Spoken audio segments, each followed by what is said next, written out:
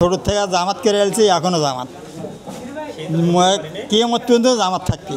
আল্লাহ রহমত, আল্লাহ রহমত জামাত আমার পীরগঞ্জে কোনো অসুবিধা নেই। ভোট আমরা দেইনি, মনে করে এই অবৈধ সরকার হইতে আমরা ভোট দিইনি, কোনোদিন ভোট দিইনি। আমার ভোট মানছেই দিছি, যেটা কথা আমরা যাইনি ভোট সেন্টার। আল্লাহ রহমত যদি সুষ্ঠু নির্বাচন আল্লাহ যদি দেয়, আমরা সুষ্ঠু নির্বাচন দেবো। আমরা জামাতেই ভোট দেবো, জামাত ছাড়া আমরা ছোটোর থেকে ভোট দিইনি, আজও দিবে বলেই কিয়ামত পর্যন্ত দিবে বলেই। বিগত 16 বছর আমি কোনো ভোট দিতে পারি নাই, ভোটার হয়েছি অনেক আগে।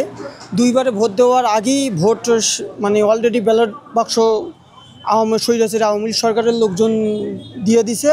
অলরেডি সিদ্ধান্ত নিয়েছে যে ডক্টর ইউনূসের আমলে আমরা ভোট দিতে পারবো, এরকম প্রস্তুতিতে আমরা জনগণ আশা করি।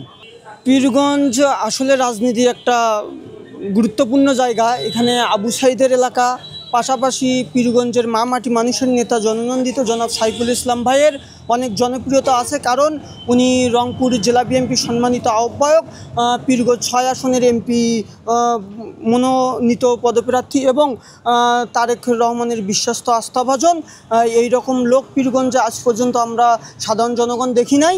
তবে আমাদের আশা আমরা যেন তাকে ভোট দিতে পারি এবং 77% ভোট আশা করা যায় জনগণ ওনাকেই দেবে। আসলে রাজনীতিতে অনেক দল আছে, তবে কে কোন অবস্থায় আছে আমরা সাধারণ জনগণ জানি না। তবে আমরা ইতিমধ্যে জানি যে এখানে এনসিপি কোনো রাজনৈতিক দলের পরিচয়ে পিছিয়ে আছে।